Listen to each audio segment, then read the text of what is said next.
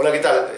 Soy Jaime Pulgar Vial y les quiero presentar a mi nuevo libro, De Golpes y Goles, editado por el Fondo Editorial de la Universidad Peruana de Ciencias Aplicadas, UPC.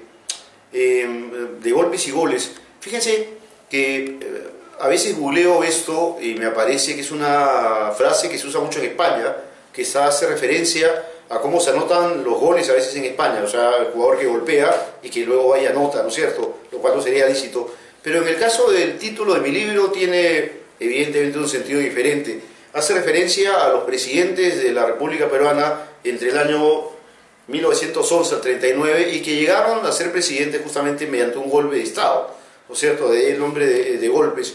Y de goles evidentemente porque son esos mismos personajes políticos los que utilizan el fútbol de muchas maneras para legitimar a su régimen y al mismo tiempo terminan legitimando un fútbol que yo llamaría un fútbol callejero, ¿no es cierto? Y que algunos limeños en su momento, en los primeros años del siglo XX, llamaban fulbo, por seguramente algún problema para pronunciar la palabra fútbol.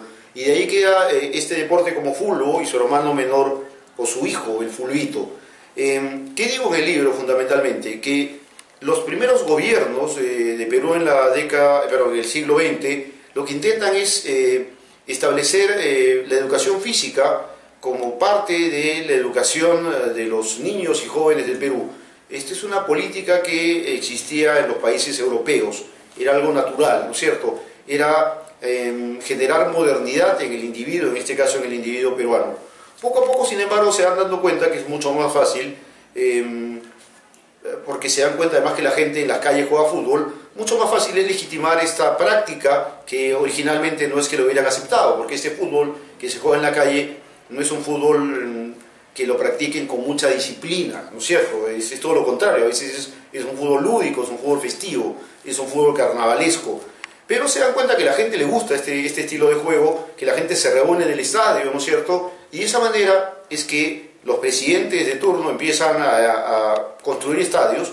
Uno de los que más construye es evidentemente Augusto Beleguía, y empieza a ir al estadio. ¿Para qué? Para legitimarse él y al mismo tiempo, sin quererlo, legitimar el fútbol. Luego van a venir otros presidentes, en este caso otro importante es Óscar Benavides, un militar golpista, que lo que construye no son estadios, sino canchas de fútbol dentro de los barrios obreros, donde va a incentivar esta práctica. No hay una política deportiva, sí construcción de campos de juego, y como no hay política deportiva, lo que se juega ahí no es fútbol, sino es fútbol, un deporte, y con esto termino, en donde lo más importante probablemente no sea ganar. No es que no quieran ganar, claro que quieren ganar, pero lo más importante es divertirse.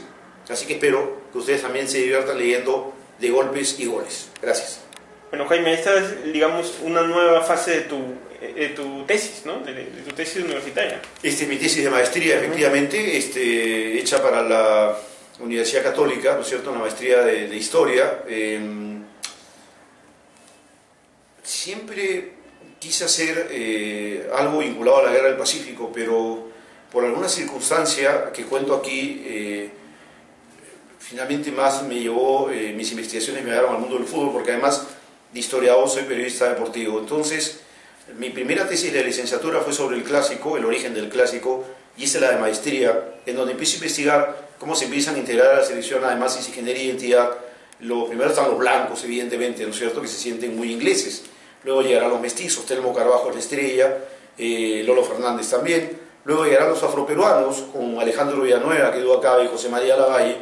Y luego llegarán los descendientes de asiáticos. Dos de ellos llegan a la selección, Jorge Cochoy y Julio Escolano, guaralino. Los que no llegan en ese momento son los llamados cholos, ¿cierto? Por razones que tienen que ver evidentemente con racismo. Se considera que no tienen carácter, fuerza de voluntad, una serie de cosas bastante prejuiciosas y estereotipadas, y espero en el futuro poder investigar en qué circunstancias y en qué momento el cholo empieza a formar parte de la identidad nacional a partir de integrar la selección de fútbol. Jaime, un detalle que me llama mucho la atención del libro es que el fútbol peruano desde sus inicios está marcado también por la crisis económica. Los equipos juntando dinero de donde sea para tratar de financiar viajes, financiar concentraciones y todo eso. Es un detalle que digamos que traza todo el texto, ¿no? También.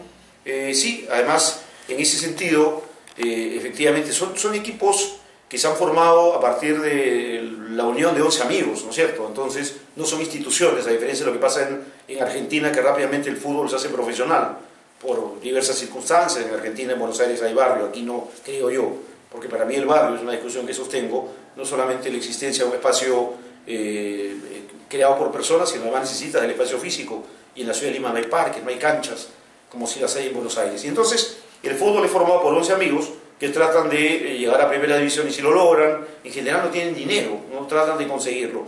Y una de las formas que más se utiliza para conseguir dinero es a través del padrinazgo. El padrino se hace muy importante, por eso es que en la portada del libro está Augusto Leguía, uno de los padrinos más importantes que ha tenido el fútbol peruano. Para mí es el que apadrina, aparte, desde su brazo derecho, que fue José Mariate de la Alianza Lima, y apadrina una serie de eventos futbolísticos, como el Campeonato Sudamericano del 27 que organiza Perú, y es la primera participación de Perú en este tipo de torneos. Pero efectivamente es esta forma de establecer relaciones clientelistas con los poderosos, como los clubes consiguen financiamiento. Alguna vez le pregunté a un alumno recientemente sobre cómo hacían ellos para conseguir para sus camisetas de fulbito, por ejemplo. Pensé que me iban a contestar de la misma manera, porque así lo hicimos nosotros en mi barrio, es decir, al final, mi barrio de una cuadra, para no decir una incoherencia, como acabo de repetir antes. ¿Cómo hacíamos? Nos íbamos a la bodega de la esquina o a la ferretería a ver quién nos daba la camiseta y teníamos que poner el nombre de la camiseta, o sea, una relación de padrinazgo. Y me dijo algo bien interesante, parece que las cosas empiezan a cambiar en nuestro país. Me dijo que en su cuadra lo que habían organizado era una pollada, lo cual es una herramienta de la sociedad civil espontánea y en donde no tienes a alguien por encima tuyo, en donde entre iguales se va vendiendo estas entradas, la gente se reúne además a comer pollo, a tomar algo de cerveza, y a partir de este ingreso de dinero compran camisetas. Me pareció muy interesante, me pareció que es algo que merece una investigación, ¿no es cierto? Cómo es que ahora se van haciendo los equipos de fútbol en muchos lugares del Perú.